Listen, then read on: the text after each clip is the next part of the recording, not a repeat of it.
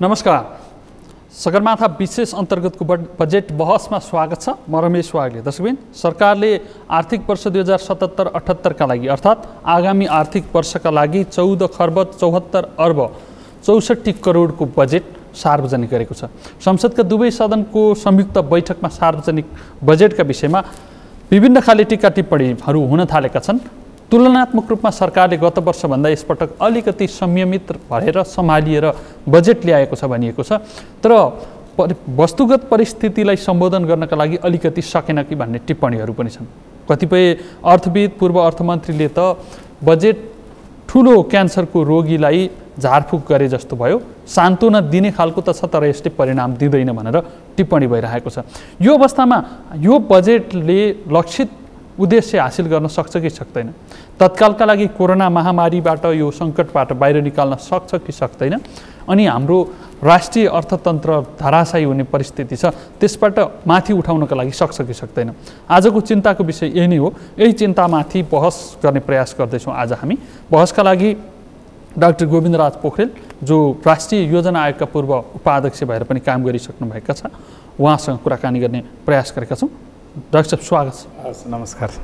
सुरुवातमा चाहिँ first impression, budget भाषण सुनिसकेपछि तपाईँलाई परेको पहिलो इम्प्रेसन चाहिँ के हो त्यहाँबाट? अब नीति तथा कार्यक्रम सुन्दाखेरि अब साउनदेखि सायद यो कोरोनाको असर नेपालमा रहन्न कि भन्ने सुनिएको थियो।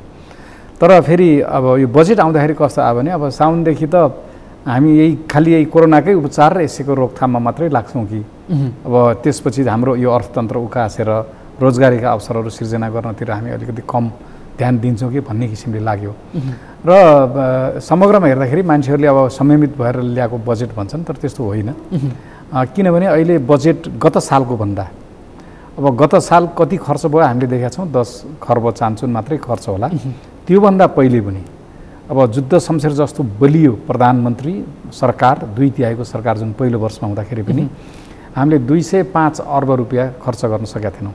1315 अर्बको बजेटमा 1010 जति मात्रै खर्च भएको थियो त्यति बेला। त्यसकारणले त्यति बेला पनि 205 अर्ब खर्च गर्न नसकेको अब सरकारले अब यो दोस्रो वर्ष त खर्च गर्छ, फेरि तीव्र गतिको विकासको वर्ष भनेर भनेको थियो अहिलेको वर्षलाई। र 10 महिनाको तथ्याङ्क हेर्दाखेरि पनि खर्च गर्न सकेन। चैतसम्मको हेऱ्यो भनेदेखि विकास बजेट लगभग 21% खर्च भएको थियो।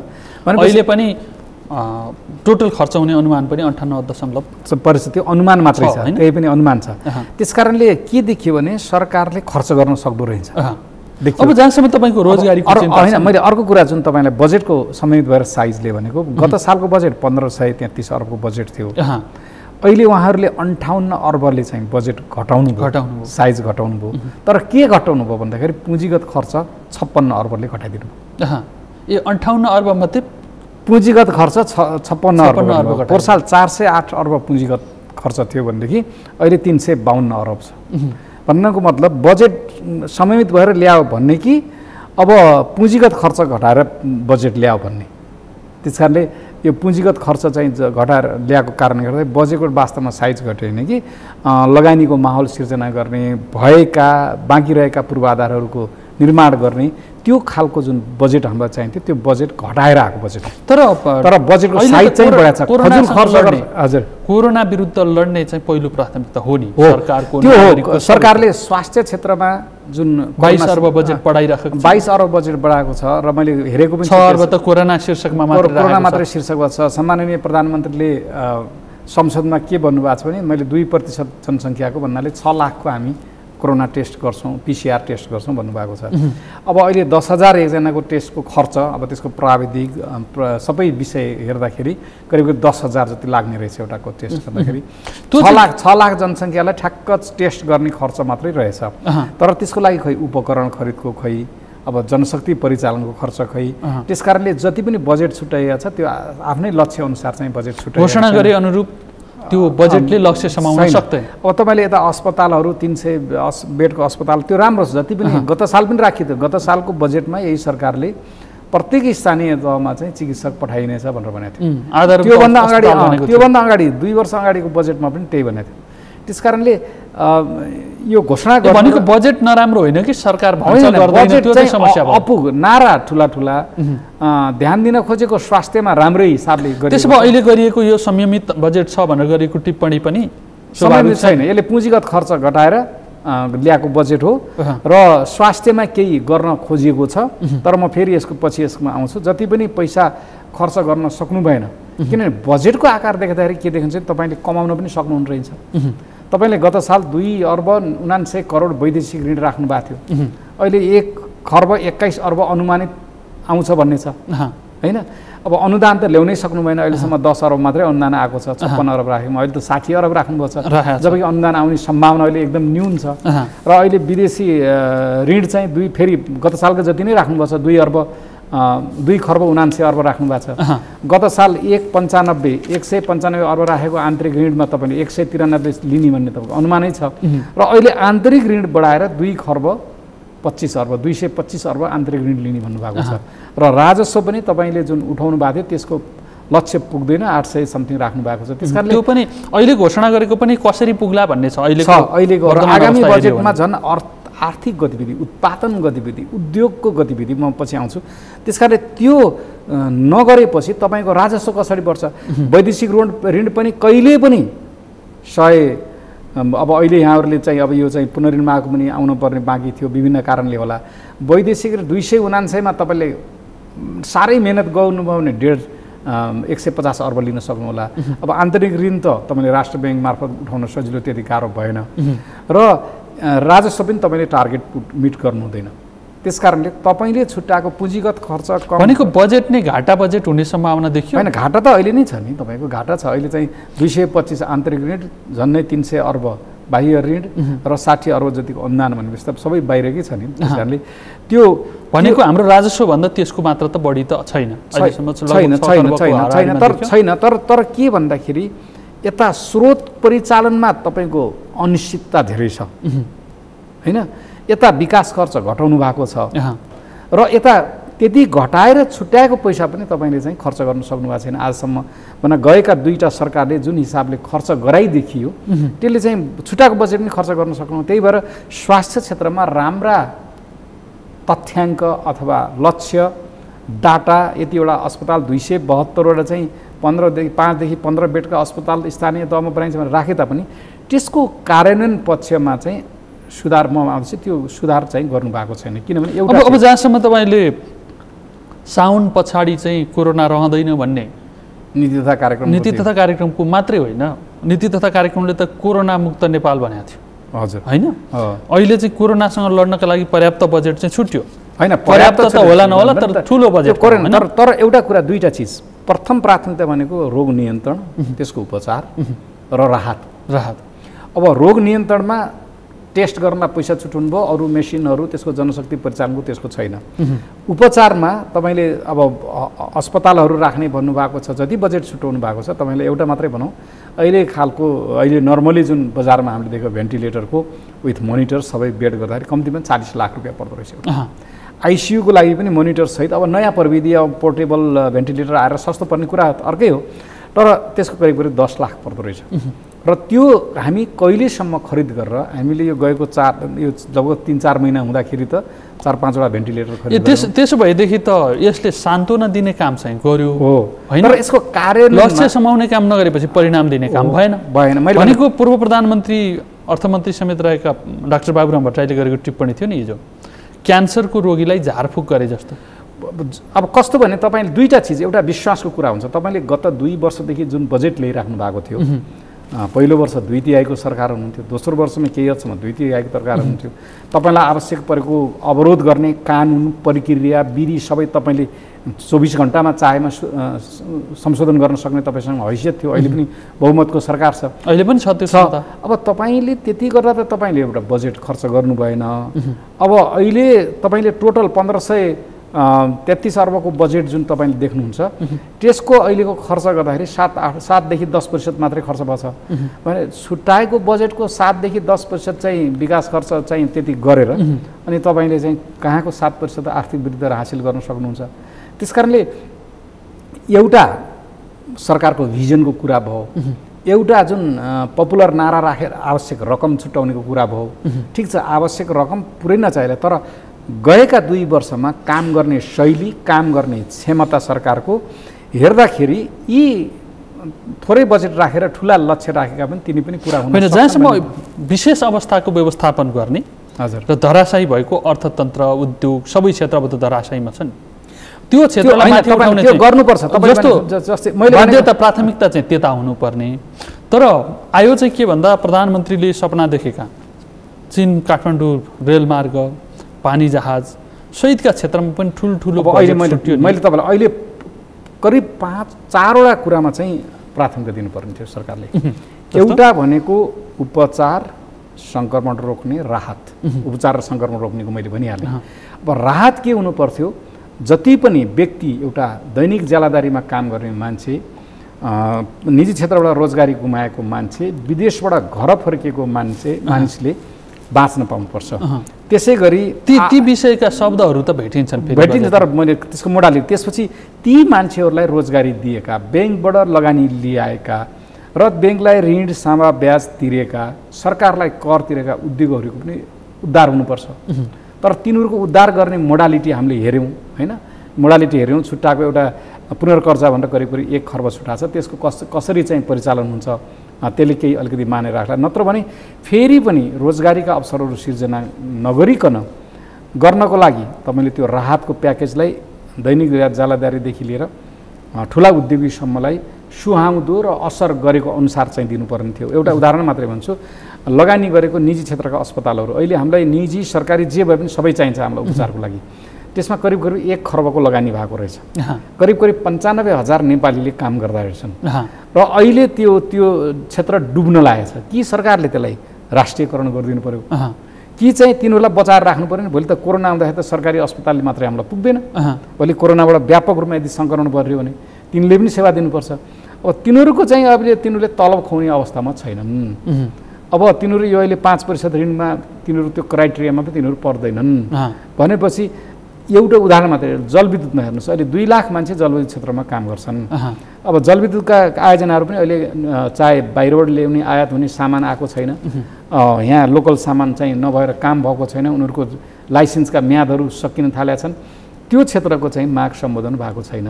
त्यस कारणले यो धेरै चिजहरू राहतमा समेटिन्न। त्यस कारणले अब अर्को मुख्य बुँदा के थियो भने रोजगारीको सिर्जना गर्नुपर्ने थियो। यत्रो युवाहरू बाहिरबाट आछन्, सहरका युवा गाउँमा गएका छन् र उद्योग, निजी क्षेत्र र अनौपचारिक क्षेत्रमा काम गर्ने मानिसहरू पनि अहिले बेरोजगार भएर बसेका छन्। रोजगारीको कुरा गर्दाखेरि त 7 लाख रोजगारी सिर्जना गर्ने मैले हेरेँ। तपाईँले कुन क्षेत्रमा गर्ने भने बजेट भाषणको बुँदा 68 मा पढ्नुभयो भने युवा स्वरोजगार कोषले यति गर्नेछ, तालिमबाट यति गरिन्छ, कृषि जडीबुटी प्रशोधन गरेर यति गरिन्छ। ए बाबा कविता लेख्न सकिन्छ, तर हामीले कार्यशैली र क्षमता यो सरकारको हेरिसकेका छौँ। होइन, विगतलाई मात्रै नहेरौँ, विगतमा ऊ चाहिँ हामीले 5 वर्षमा गरेर देखाउने भन्दा अलि हुनु पर्यो। कङ्क्रिट तपाईँले उद्योग क्षेत्र साना तथा मझौला उद्योगलाई केही पुनर्कर्जामा चाहिँ केही सहुलियत छ, तर ठुला उद्योगहरूलाई र अरू त्यो जुन उत्पादनशील गर्ने उद्योगलाई, म्यानुफ्याक्चरिङलाई छैन। म्यानुफ्याक्चरिङ सेक्टर जुन एकचोटि राखेपछि सधैँसम्म रहिरहने खालका। त्यस कारणले यो रोजगारी उत्पन्न गर्नको लागि लगानीको माहौल हुनु पर्थ्यो। कृषिमा एउटा हाम्रो कस्तो भने केही त्यति व्यावसायिकरण नभएर निर्वाहमुखी कृषिमा चाहिँ जुन हिसाबले खेती गरेर त्यसलाई चाहिँ बिउ पनि दिने, मल पनि दिने, त्यसको खरिद गरिदिने भन्ने कुरा भयो। तर अलिकति कमर्सियलाइज गरेर, हुन त भूमि ब्याङ्कको कुरा पहिलेदेखि आएको हो, त्यो क्षेत्रमा जति आश गरिरहेको थियो त्यति चाहिँ आउन सकेन होइन। जहाँसम्म भूमि व्यवस्थापनको हिसाबले चाहिँ भूमि ब्याङ्क स्थापना गर्ने, मेरो बाँझो जमिन चाहिँ राखेर मैले त्यसबाट ब्याज लिन पाउने अथवा ब्याज सोसेर त्यसबाट लाभ लिन पाउने व्यवस्था गरिएको छ नि, त्यो त कम आकर्षित होइन। त्यो भूमि ब्याङ्क करार खेती पहिला पनि हुन्छ, तर मैले कार्यान्वयन। अर्को कुरा, तपाईँले भूमि गाउँमा उपलब्ध गराइदिनुहुन्छ। गाउँमा युवा किन बस्छ खेती गर्न? तर युवाका छोराछोरी कहाँ पढ्छन्? सहरमा। त्यस कारणले तपाईँले कृषिसित जोडिएको शिक्षा र स्वास्थ्य, कृषिसित जोडिएको त्यो किसानको मर्म बुझ्ने हो भने यदि अहिले के छ युवा विदेश गएको छ परिवारलाई सहरमा ल्याएर राखेको छ कारण शिक्षा र स्वास्थ्यको कारणले हो त्यस कारणले गाउँमा आधारभूत गुणस्तरको शिक्षा र स्वास्थ्य यदि तपाईँले गराइदिनु भयो भने भएन भने युवा फेरि गाउँमा किसान गरेर चाहिँ बस्दैन किनभने उसको छोराछोरीले पढाउनु पर्ने छ उसलाई पनि स्वास्थ्य चाहिन्छ त्यस कारणले त्योसँग जोडिएका पूर्वाधारहरू त्योसँग जोडिएका शिक्षा स्वास्थ्यहरू त्योसँग जोडिएको बजार त्यो जोडिएको बिमाको कुराहरू अब बिमा चाहिँ प्रिमियम गरेपछि पछि पाउने गरी दिने भनेर भनेको छ हैन अब त्यसको कार्य कसरी जाने तर मैले देखेको बजेट चाहिँ एउटा छलाङ मार्ने हिसाबले चाहिँ त्यो कृषिमा पनि आएन उत्पादन पनि आएन लगानीमा पनि आएन लगानी त अझ भन्नुहुन्छ भने अझ सरकारले ल्याएको राहतमा त त्यो यो वर्षमा पाएका नागरिक छन् उनीहरूलाई चाहिँ दिँदै आएको राहतको निरन्तरताको विषय उठाएको छ मैले बुझेँ स्थानीय तहमा तपाईँले दिएर चामल बाँडेर मात्रै हुँदैन दुईटा कुरा के छ भने अहिले काठमाडौँमा तरकारीको भाउ सस्तिसक्यो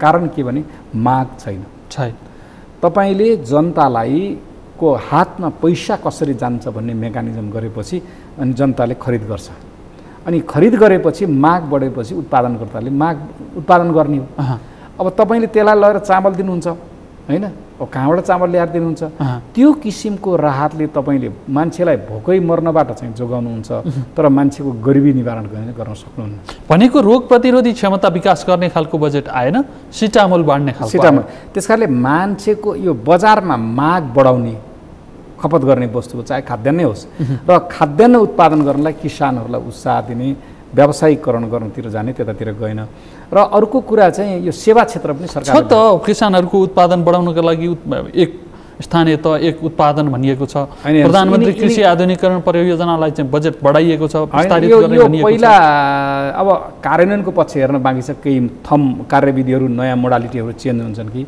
नत्र भने तपाईँले स्वास्थ्य क्षेत्रमा कृषिमा खाद्य भण्डार राख्ने लगायत एक दुईटा तालिमको कुराहरू गरिएको छ तालिममा पनि 2 वर्ष जागिर दिइसकेपछि दिने प्रत्यावधि भएपछि बल्ल उसलाई 45 दिनको तलब दिने सरकारले भनेछ कुनै पनि उद्योगले त्यसरी 2 वर्ष मान्छे लिँदैन किनभने ती मान्छे कुनै उसले त 3 महिना हेरेर म उपलब्धि पाउँदैन भने तर 2 वर्ष जाने सुनिश्चितता गरेपछि भन्छ 2 वर्ष जागिर दिन्छ भने तिमीलाई यो मान्छेलाई मैले 3 महिनाको आधा तलब दिन्छु भनेछ त्यो सिफारिस गरेको मान्छेलाई उद्योगले त्यसरी राखेर चाहिँ गर्न सक्दैन किनभने उद्योगलाई त्यस्तो बढेन गर्नु उद्योगले त तपाईँ क्षमता अभिवृद्धि गर्नुहोस् उद्योगमा काम गर्न लगाउनुहोस् उसलाई इन्टर्नसिपमा पैसा दिनुहोस् स्कलरसिप दिनुहोस् अनि उसले काम गर्दै जाँदाखेरि क्षमतावान छ भनेदेखि तपाईँले उद्योगले आफै लिइहाल्छ त्यो मान्छेलाई किन उद्योगलाई मान्छे चाहिएको छ जनशक्ति चाहिएको छ अहिले भारतबाट अरू देशबाट पनि आएर जनशक्तिले काम गरिरहेको अवसर बेलामा अब यो लकडाउनको गर्दाखेरि त्यो मुभमेन्ट रोकिएको छ यही मौकामा यहाँका मान्छेहरूको चाहिँ श्रम स्वीकृति लिनुपर्ने भन्ने होइन कि यहाँका मान्छेहरूको चाहिँ क्षमता वृद्धि गर्यो भने मात्र रोजगारी पाउने हुन् र अर्को कुरा के छ भनेदेखि तपाईँले सेवा क्षेत्रको पनि त्यति ठुलो टार्गेट केही पनि भएन र तपाईँ सेवा क्षेत्र लगानी म्यानुफ्याक्चरिङ हाइड्रो पावर इन्डस्ट्री कृषि र अरू उत्पादन क्षेत्रमा चाहिँ त्यति खासै तपाईले ती सबै क्षेत्रलाई राहत भन्दै हुनुहुन्छ राहत होइन तपाईँले नीतिगत कुरा पनि ल्याउनु पर्ने हुन्छ नीतिगत कुरा जस्तै तपाईँ कृषि भनेको नीतिगत राहत होइन नीतिगत राहत पनि ल्याउनु पर्ने हुन्छ जस्तै हाइड्रो पावरको लागि के भन्नु पर्न सक्छ तपाईँका धेरैका लाइसेन्सका ड्युज छन् अब यो बीचमा चाहिँ उनीहरूले काम पनि लाउन नपाएको बैंकको ब्याज पनि तिर्न नसकेको होला कमसेकम त्यो लाइसेन्सको म्याद थप्ने भने अब लाइसेन्सको म्याद होल्ड गर्नलाई क्यान्सल गरिन्छ भनेपछि त निजी क्षेत्र त धराशायी हुने भयो त्यसकारणले नीतिगत कुरामा पनि राहत ल्याउन सकिन्थ्यो थाहा छ हाम्रो चाहिँ बजेट अप्ठ्यारो अवस्थामा छ हाम्रो स्रोत एकदम अप्ठ्यारो चाहिँ महत्त्वाकांक्षी तथ्याङ्क राखेर बजेट बनाइएको छ त्यति पैसा हामीले पाउँदैनौँ आन्तरिक ऋण भए तपाईँ लेखेर राख्नुहोस् त्यो अनुदान पनि आउँदैन वैदेशिक ऋण पनि आउँदैन र राजस्व पनि त्यति उठ्दैन त्यो आन्तरिक त तपाईँले राष्ट्र ब्याङ्कलाई भनेपछि उठाउने हो त्यसकारणले भोलि यस्तो दिन पनि आउने स्थिति छ जहाँ चाहिँ राजस्वले चालु खर्च पनि नपुगेर कर्मचारीले तलब खुवाउन पनि आन्तरिक ऋणकै सहायता लिनुपर्ने स्थिति त हुँदैन आउन सक्छ नियमअनुसार त हामीले आन्तरिक ऋणबाट चालु खर्चमा प्रयोग गर्न पाइँदैन भनेको छ होइन भनेको छ तर अब यसरी हेर्दाखेरि समस्या किनभने यो कसरी भन्छ तपाईँले राजस्व कहाँबाट उठ्छ राजस्वलाई त एउटा खपत बढाउने माहौल गर्नु पर्यो र अर्को उत्पादन बढाउने माहौल गर्नु पर्यो सर्कुलेट त हुनु पर्यो नि पैसा र राजस्व तपाईँले परम्परागत रूपमा राजस्व विदेशबाट विप्रेषण आउँछ रेमिटेन्स तिनीहरूले आयात गर्छन् त्यो भन्सारको नाकामा चाहिँ आधाभन्दा बढी राजस्व उठ्ने कारण त्यही थियो अब यता तपाईँले उद्योग धन्दालाई ठुला उद्योगहरूलाई पनि जसले ठुलो कर तिर्छन् तिनीहरूलाई तपाईँले प्रबोधन गर्नुहुन्न होइन तपाईँले सानाले रोजगारीका अवसरहरू उत्पादन गर्लान् तर तपाईँलाई राजस्व उठाउनको लागि राजस्व उठाउने गतिविधि बढाउनको लागि तपाईँले के गर्नुभयो त आन्तरिक रूपमा? तपाईँले विद्युतीय कारको विद्युतीय साधन सवारी साधन इम्पोर्ट गर्दाखेरि कर चाहिँ बढाउनु भयो। त्यसरी अब विद्युतीय साधन होइन, मानिसहरूलाई चाहिँ एक किसिमको अपेक्षा थियो कि सिमेन्टको मूल्य लकडाउन पछि 230 रुपियाँ प्रति बोरा बढेछ। हजुर। अब उत्पादन पहिल्यै भएको बिचमा रोकिएको थियो, उसले के गर्यो भने बीचको कस्ट पनि पुरा गर्नलाई चाहिँ त्यही उत्पादनबाट लिने गरी मूल्य बढायो। त्यो स्वतन्त्रता राज्यले दिइरहेको छ, बजेटमा त्यसका सम्बोधन केही भएन। तर यसो छ, तर सुशासन कायम भएन। त्यो त राज्यको कुरा हो नि। राज्य भनेको त निजी क्षेत्रको पनि हो, सरकारी क्षेत्रको पनि हो, अपोजिसनको पनि हो, सरकारको त हुँदै भयो। नागरिकको सबै नागरिकको हो नि त राज्य भनेको। यदि निजी क्षेत्रमा नराम्रो काम हुन्छ, सरकारी क्षेत्रमा नराम्रो काम हुन्छ, त्यसको उत्तरदायित्व त राष्ट्रले लिनुपर्छ, सरकारले लिनुपर्छ। त्यसकारण यदि निजी क्षेत्रले नराम्रो काम गरेछन् भने त सरकारले हेर्नु पर्यो। र मुख्य कुरा के हो भने तपाईँले छलाङ मार्नको लागि अब अहिले ठिक छ, हामी अस्पताल पनि बयाउँ, रोगको पनि उपचार गऱ्यौँ, तर हामीले निजी क्षेत्रका विद्यालयहरू बन्द हुने अवस्थामा छन्। होला नि 2-4वटा विद्यालयहरू कमाउने राम्रो होलान्, तर धेरै त भाडामा लिएर बसेका विद्यालय छन्। तिनले नेपालीकै जनता पढाएका छन्, भलै फिस लिएको होलान्, तिनले नेपालीकै जनताका छोराछोरीलाई रोजगारी दिएका छन्। अब अहिले तिनीहरूले 2-3 महिना तलब दिन नसक्ने भए तपाईँले अब भाडा तिर्नै पर्ने भयो। तपाईँले अब छिमेकीको अर्को सरकारी विद्यालयमा पनि तैँले गर भनेर भन्नुभएको छ भनेपछि त्यो एउटा चाहिँ जुन फ्ल्याट हिसाबले लिएको त्यो निजी छ कि राष्ट्रियकरण गर्नु पर्यो। शिक्षा स्वास्थ्य डाङ्गे अब हामी चाहिँ सबै सरकारीकरण गर्छौँ, तपाईँको पैसा लानुहोस् भनिदिनु पर्यो। तर निजी क्षेत्र जबसम्म रहन्छ त्यसको संरक्षण त गर्नु पर्यो। आर्थिक स्वतन्त्रताका 5वटा नियम भन्दा प्रोपर्टी राइट पनि त सरकारले संरक्षण गर्नुपर्छ, प्रोपर्टीको सेक्युरिटी त्यो गर्ने माहौल चाहिँ हामीले देखेनौँ। र अब 2टा पोइन्ट तपाईँलाई म भन्छु यो सरकारले गर्न नसकेको। पुँजीगत खर्च भएन, सरकारले पुँजीगत खर्च त 2 वर्षमा देख्यौँ गर्नै सकेन। वैदेशिक ऋण परिचालन गर्न सकेन, अनुदान पनि टार्गेट अनुसारको परिचालन गर्न सकेन, राजस्व पनि टार्गेट अनुसारको परिचालन गर्न सकेन। भनेपछि तपाईँले आफ्नो क्षमता त प्रदर्शन गर्नुभयो। तपाईँले 1 अर्बको औषधि किन्न पनि सेनालाई गुहार्नुहुन्छ। त्यसपछि तपाईँले भोलि ठुला फास्ट ट्र्याकको सर्भिस कसरी खरिद गर्नुहुन्छ, टनलको सर्भिस कसरी खरिद गर्नुहुन्छ, तपाईँले गर्न सक्नुहुन्न नि त्यसरी। त्यस कारण तपाईँको क्षमता त्यहाँ देखिएन। तर तपाईँले के रियलाइज गर्नुपर्थ्यो बजेट बनाउने अर्थमन्त्रीजीले भने हामीले यसरी खर्च गर्न नसकेको यो कारणले संरचनामा यो क्षमता भएन, संरक्षणमा चाहिँ भएका कानुनी औजारहरू यहाँ चाहिँ अपुग भयो, यो सुधार भएन। निजी क्षेत्रमा अथवा सरकारी संरचनामा कर्मचारीहरूको क्षमता अभिवृद्धि गर्ने, आवश्यक मात्रामा कर्मचारीहरू राख्ने अथवा जुन किसिमको सुइटेबल जनशक्ति छ कि छैन त्यो परिपूर्ति गर्ने भनेर 2टा कुरा।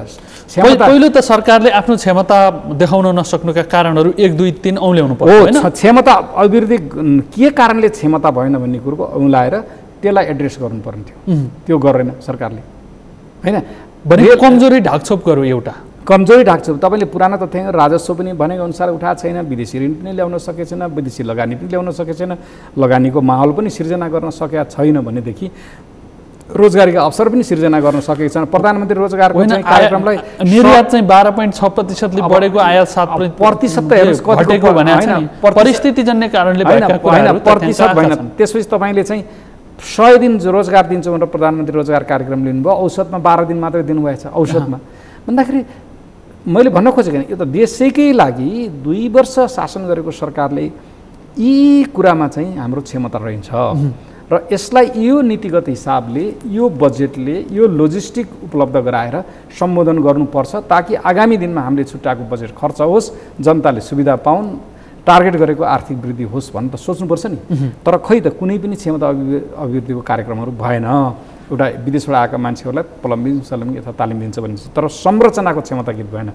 अब बजेट आएको अर्को दिनदेखि त टेन्डरिङ गर्ने, तिनीहरूको डिटेल डिजाइन गर्ने, तिनीहरूको प्रोक्युरमेन्ट गर्ने, तिनीहरूको टेक्निकल ड्यु डिलिजेन्स गर्ने, तिनीहरूको फाइनेन्सियल ड्यु डिलिजेन्स गर्ने त कर्मचारी तन्त्र हो नि। तर कर्मचारी तन्त्रभित्र भएका हाम्रा नपुग्ने क्षमताहरू के हुन्? तालिम हो कि, लजिस्टिक हो कि, सङ्ख्या हो कि, रिएरेन्जमेन्ट हो कि, मोटिभेसन हो कि, तर त्यो तपाईँले सम्बोधन गर्नु भएन। जहाँसम्म हरेक बजेटमा तलब बढ्ने, तलब नबढे भत्ता बढ्ने अपेक्षा गरेर बस्ने हाम्रो कर्मचारी तन्त्र, यसपटक भएको भत्ता काटिएको, तलब नबढेको, यसले कस्तो मोटिभेसन मिल्यो अब त्यहाँ? अब मोटिभेसन त अब हुन त सबै राष्ट्रसेवक हुन्। निजी क्षेत्रमा गिट्टी फोर्ने पनि मान्छे राष्ट्रसेवक हो, किन उसले फोरेको गिट्टीको कारणले पुल बन्छ। सरकारमा काम गर्ने मान्छे पनि राष्ट्रसेवक हुन्। अब सेनामा काम गर्ने मान्छे राष्ट्रिय सेवक हुन्, अब जनप्रतिनिधिलाई पनि राष्ट्र सेवकै मान्नु पर्यो, किनभने उनीहरूले पनि समय दिएर चाहिँ काम गरिरहेछ।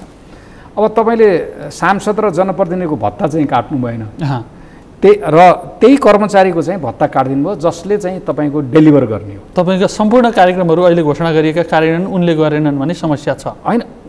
त्यहाँ भएको समस्या पहिचान गर्न सक्नु भएन। तपाईँले त्यहाँ कर्मचारीको पहिचान के देख्नु भयो भने तपाईँले फजुल खर्च रोक्ने चाहिँ त्यो भत्ता मात्रै देख्नुभयो। त्यसलाई त अलि साइन्टिफिक गराउने, पर्फर्मेन्स बेस्ड भत्ता गराउने हुन सक्थ्यो नि। त्यो त पर्फर्मेन्स बेस्ड हुनु पर्थ्यो।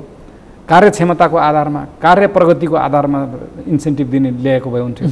र तपाईँले यता अनेक अनावश्यक खर्चहरू चाहिँ तपाईँले कम गर्नु भएको छैन होइन।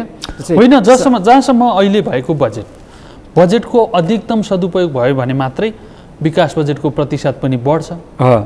र अर्को एउटा कुरा अन्तिम बजारमा पैसा पनि जान्छ। एउटा अर्को कुरा के छ भने सुधारको कुरा। सुधार भनेको जस्तै कृषि जुन पुरानो परम्पराले गरेको थियो त्यसरी गरेर हुँदैन। त्यहाँ के सुधार गर्नुभयो? केही गर्नु भएन। शिक्षामा के सुधार गर्नुभयो? केही गर्नु भएन। खालि विश्वविद्यालय मात्र खोलेर हुँदैन नि। मदन भण्डारी विश्वविद्यालय कतिवटा विषय अब के दुनियाँ विश्वविद्यालय खोल्छ। ए बाबा सुधार के गर्नुभयो तपाईँले? काम गर्ने प्रक्रियामा, काम गर्ने नीतिमा अप्ठ्यारा भएका, लगानी ल्याउन अप्ठ्यारा भएका नीतिगत सुधार गर्छु भनेर भन्नु भएन। भोलि मैले उदाहरण मात्रै, चीनमा लगानी गरेका युरोपियन अमेरिकन कम्पनीहरू अब चीनबाट बाहिर जान खोजिरहेछन्। तिनी भोलि भारतमा आउलान्। भोलि त्यही बिहार र युपीमा आउने, हाम्रो नेपालको तराई अथवा नेपालमा नआउने किन हुनसक्छ भन्दाखेरि हाम्रो नीतिगत व्यवस्था राम्रो छैन होला। त्यसकारण यदि हामीले स्वदेशी अथवा विदेशी लगानी ल्याउनको लागि त पालतिर भन्दा वालतिर चाहिँ लगानी गर्न ठिक छ भन्नु पर्थ्यो। हो, बिजुली 50% दिने भन्नुभएको छ, तर त्यतिले मात्रै पुग्दैन। त्यसले म्यानुफ्याक्चरिङ सेक्टरको कस्ट अलिकति घट्ला। तर मैले समग्र जुन 2 वर्षमा गरेको अनुभव ठिक छ, डेलिभर गर्न सक्नु भएन पुँजीगत तर्फ। अर्थमन्त्रीकै लागि त अनुभवको हिसाबले हेर्ने हो भने उहाँले लगातार ल्याएको तेस्रो बजेट। त्यसो भए यो 2टा बजेट कार्यान्वयनमा जे डिफिकल्टी समस्या देखिएर उहाँहरूले पर्फर्मेन्स देखाउन सक्नु भएन, त्यो अनुभवलाई साँचेर अहिले क्षमता वृद्धि र सुधारका कार्यक्रमहरू बजेटमै घोषणा हुनुपर्थ्यो। तर त्यो मूर्त रूपमा चाहिँ हामीले देखेनौँ। त्यो कार्यशैलीमा आउला भनेर सकारात्मक अपेक्षा गरौँ। अब कार्यशैलीमा कसरी आउन सक्छ अब हेरौँ, त्यो पनि आशा गरौँ। जहाँसम्म मैले अघि उठाइराखेको प्रश्न थियो, ठुल्ठुला बजेटका विनियोजन हुने तर कार्य प्रगति नहुने र खर्च नहुने, जुन खाले समस्या छ नि। अब रेल मार्गकै कुरा भनौँ होइन, अब तपाईँले अहिले डिटेल फिजिबिलिटी भएको छैन, वातावरणीय प्रतिवेदन स्वीकृति भएको छैन, त्यसको एलाइनमेन्ट भएको छैन, त्यसको लागि आवश्यक जनशक्ति प्रोक्युरमेन्ट गरेको छैन। अब तपाईँले बजेट छुटाउनुहुन्छ निर्माणको लागि। मैले पूर्वाधारका विषय त मैले धेरै भनिनँ। पूर्वाधारका विषय तपाईँले गएको 2 वर्ष अगाडिको बजेट, गत सालको बजेट र अहिलेको बजेट राख्नुभयो एकै ठाउँ भने त्यो पूर्वाधारका आयोजनामा सम्पन्न गरिनेछ, निर्माण सुरु गरिनेछ भन्ने केही सम्पादकीय अध्ययन गरिनेछ, सम्पादक रूपमा एडिट गर्ने बाहेक अरू नौलो कुनै पनि छैन। भनेको गत वर्षको निरन्तरता आयो। निरन्तरमा पनि त्यो ठाकुरद्वाराको सुरुङ मार्ग होस् कि कलङ्की सबै विषय होस्, सातवटा सुरुङ मार्ग उही नै आएको छ। त्यसकारण तपाईँले अलिकति अहिले किन मौका ठुलो, जस्तो पश्चिम सेती निजगढ अन्तर्राष्ट्रिय विमानस्थल जस्ता आयोजनाहरू त हटेका छन् होइन विगतमा भन्दा। त्यो त सकारात्मक रूपमै लिनु पर्यो नि, परिस्थितिलाई अनुकूल रूपमा बुझिएको हो भनेर ठान्नु पर्यो। सुरुङ मार्गदेखि लिएर तपाईँको चाहिँ थुप्रै छन्, त्यो तपाईँलाई लिस्टै छ मसँग। तर मुख्य कुरा के भने तपाईँलाई मौका थियो, अहिले ठुलो मौका थियो यो परिवर्तन गर्ने। किनभने अहिले अलिकति परिवर्तित सन्दर्भ पनि छ। अब संसारमा कोरोनाको आक्रमण छ। अब यो अहिले हाम्रो आधुनिक समृद्धि भनेको होइन, अलिकति परिस्थिति चाहिँ उल्टो भयो कि तपाईँलाई मैले रोकिहालेँ समय कम भएकोले। परिस्थिति कसरी उल्टो भयो भने सरकारले खर्च घटाउन खोज्नुपर्ने अनि जारी रहेका खर्च किन घटाइस् भनेर प्रतिपक्षले विरोध गर्नुपर्ने। तर के भइदियो, प्रतिपक्षले सुझाव दिइरहेछ खर्च घटाऊ, खर्च नहुने नचाहिने खर्च घटाऊ, खर्च नसक्ने खर्चलाई अहिले हटाऊ। महत्त्वपूर्ण विषय जसले चाहिँ रोजगारीका अवसर उत्पादन गर्छ, जसले शिक्षा स्वास्थ्यमा सुधार ल्याउँछ, जसले निजी क्षेत्र प्रमोसन गर्छ, जसले सडकमा हिँड्ने दैनिक जालदारी मजदुर आफ्नो पैसामा लगानी गरेको साना उद्योगी र ब्याङ्कबाट ऋण लिएर बनाएका ठुला उद्योग म्यानुफ्याक्चरिङ, तिनीहरूलाई चाहिँ सर्भाइभ गरेर फेरि कोरोनाको सङ्क्रमणपछि हाम्रो अर्थतन्त्र फेरि पनि तङ्ग्रिएर दौड्ने अवस्थामा पुग्ने खालको नीति त छैन। हो, त्यो गर भनेर तपाईँहरू भन्ने, अनि सरकारले चाहिँ आफ्नै ढङ्गले चल्ने, खर्च घटाउन नसक्ने, उल्टो गति भएन। विकास खर्च घटाउने, अरू नघटाउने। 58 अर्ब घटाउँदाखेरि 56 अर्ब विकास बजेटबाट घट्यो। विकास बजेटबाट गयो। यो हाम्रो विडम्बनापूर्ण परिस्थितिको उपज हो कि सरकारको काम गराइमा देखिएको सरकारको बाध्यता पनि हो, सरकारको आफ्नै क्षमताले बाध्यता हो। सरकारले गएका दिनहरूमा लगानी ठुलो लगानी ल्याउने कृषिमा राम्रो फड्को मार्न सकेको भए सायद केही राजस्व चाहिँ आउने सुनिश्चित हुन्थ्यो र सरकारको कूटनीति डिप्लोमेसी राम्रो भएको अनुदान पनि बढ्थ्यो होला, वैदेशिक ऋण पनि अब भने जति आउन सक्थ्यो होला।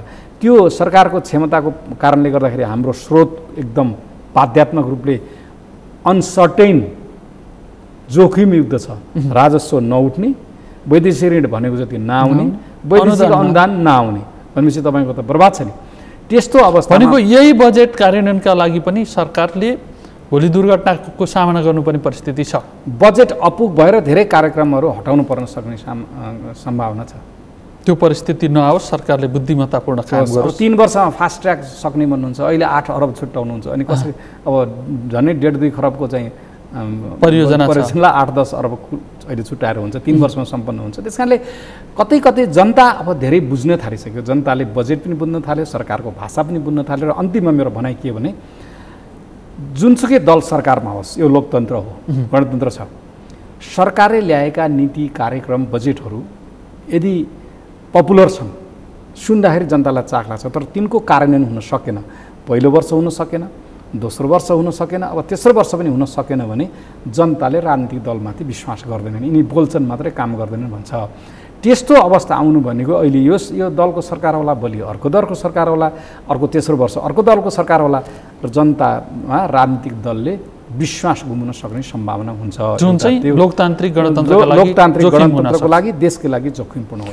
यस्ता कमजोरीहरू जसलाई तपाईँले औल्याउनु भएको छ, त्यस्ता कमजोरीहरू सुधार गर्नका लागि सरकार सफल होस्, हाम्रो अर्थतन्त्र धरापमा नपरोस्, सुशासन राम्रो आओस्, सुशासन राम्रो होस्, लगानीको माहौल राम्ररी बढोस्, आहत भएकाहरू निजी क्षेत्रदेखि लिएर सडकमा काम गर्ने दैनिक ज्यालादारीका साथीहरूको आहतलाई राहतले सम्बोधन गरोस्, कोरोना सङ्क्रमणलाई रोकियोस् र उपचार हुने यथोचित रूपमा बजेट र उपकरण र दक्ष जनशक्ति चाहिँ त्यहाँ उपलब्ध होस्। हामी त्यही चाहना गरौँ, त्यही कामना गरौँ। यही सकारात्मक कामना सहित आजको कार्यक्रम सक्नुपर्छ। धन्यवाद। तपाईँलाई समय र विचारको लागि धेरै धेरै धन्यवाद। दर्शकबिन, तपाईँलाई पनि धन्यवाद। सरकारले बजेट ल्याएको छ, बजेटमा केही सकारात्मक कार्यक्रमहरू छन्, तर त्यसलाई सूक्ष्म रूपमा हेर्दाखेरि कार्यान्वयनका केही जटिलताहरू छन्। हरेक चिजमा जटिलता हुन्छन्, तर ती जटिलता चिर्नका लागि सरकार आफै क्रियाशील हुनु पर्यो, आफ्ना संयन्त्रहरूको प्रयोग उचित ढङ्गले गर्नु पर्यो। त्यतातिर सरकारको ध्यान पुगोस्, परिस्थिति थप जटिल नबनोस्, हामी दुर्घटनामा आर्थिक रूपमा अन्य कारणले पनि दुर्घटनामा जाने परिस्थिति नआओस्। यही कामना गर्दै कार्यक्रमबाट बिदा माग्ने समय भएको छ।